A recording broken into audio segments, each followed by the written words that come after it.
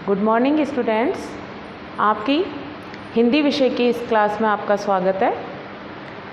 थोड़ी सी सामान्य जानकारी के लिए आपको बता दूं कि राजस्थान माध्यमिक शिक्षा बोर्ड की अनिवार्य हिंदी में तीन पुस्तकें निर्धारित हैं। उनमें सबसे पहली पुस्तक है सृजन, जिसमें गद्य और पद्य भाग विद्यमान है। दूसरी है पीयूष प्रवाह, जो एक कहानी संग्रह है।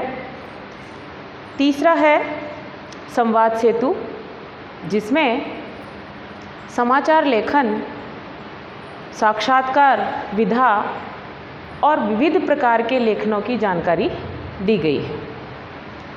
हम सबसे पहले सृजन पाठ्य पुस्तक में से पद्य भाग के अध्याय का अध्ययन करेंगे। पद्य भाग के अध्याय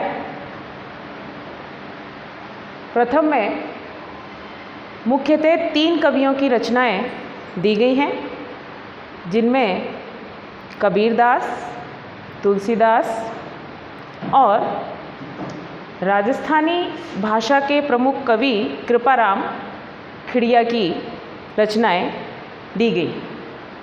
हम सबसे पहले कबीरदास जी के जीवन परिचय का अध्ययन करेंगे।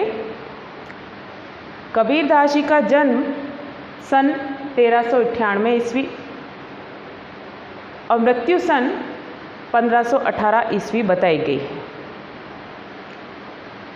हिंदी साहित्य के प्रमुख कवि कबीर भक्ति काल के महान कवि माने जाते हैं।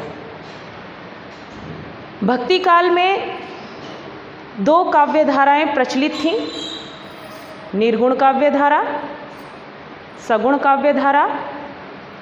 उसमें से निर्गुण काव्य धारा के प्रमुख कवि कबीर ज्ञानाश्रयी शाखा का प्रतिनिधित्व करते हैं।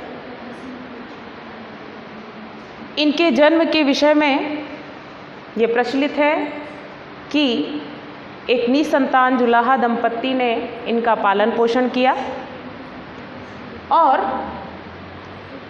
कबीर को एक समाज सुधारक संत के रूप में जाना जाता है। इसीलिए उन्होंने कहा हिंदी साहित्य की ज्ञानाश्रयी शाखा के प्रतिनिधि कवि कबीर भक्ति काल के महान समाज सुधारक थे,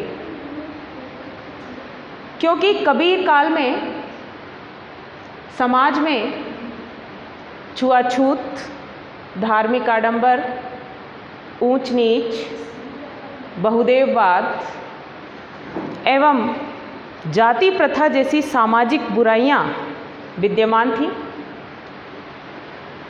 कवि ने अपने समाज की इन बुराइयों का कड़ा विरोध किया और कड़ा विरोध करते हुए आत्मवत् सर्वभूतेषु के मूल्यों को स्थापित किया।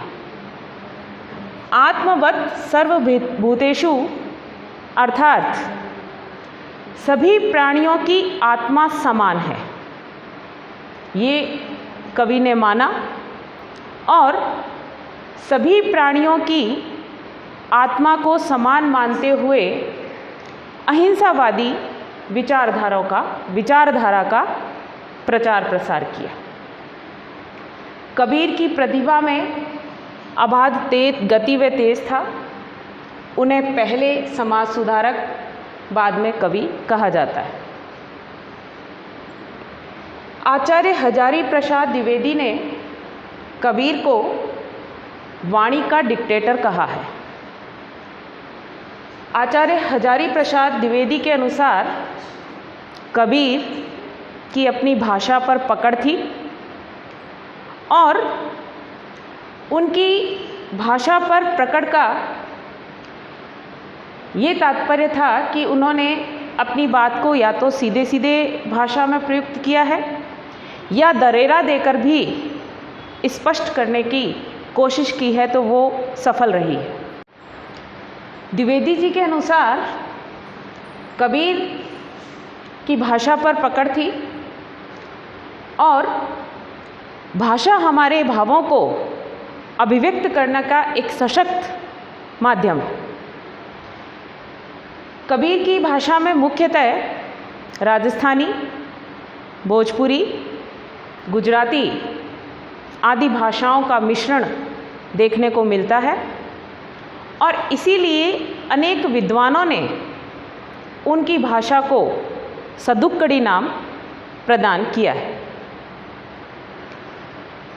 कवि ने अपनी सपाट बयानी एवं तटस्थता से समाज सुधार के लिए जो उपदेश दिए उनका संकलन उनके शिष्य धर्मदास ने किया।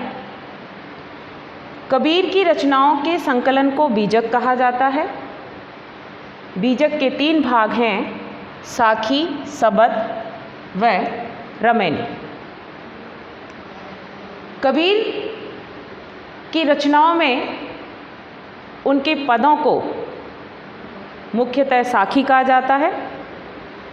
साखी शब्द साक्षी भाषा का अपभ्रंश है, जिसका शाब्दिक अर्थ होता है गवाही देना।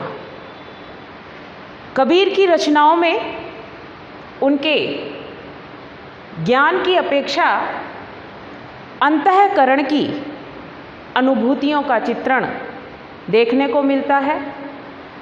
उनके अंतःकरण की अनुभूतियाँ उनके आध्यात्मिक ज्ञान की गवाही देती हैं। इसीलिए ज्ञान की अनुभूति को प्रत्यक्ष रूप में प्रकट करने की स्थिति को ही साखी कहा जाता है। इसीलिए कबीर आदि संत महात्माओं की वाणी को साखी कहा गया है। संत काव्य परंपरा में उनका काव्य हिंदी साहित्य की अनमूल्य निधि है, क्योंकि कबीर की रचनाएं शिक्षाप्रद, प्रेरणास्पद हैं और कबीर अपने समय में उन्होंने जो भी विचार व्यक्त किए वो विचार तत्कालीन समाज में भी उतने ही प्रभावपूर्ण थे जितने वर्तमान समाज में भी माने जाते हैं। तो आज हम सब ने कबीर के जीवन परिचय की सामान्य जानकारी प्राप्त की।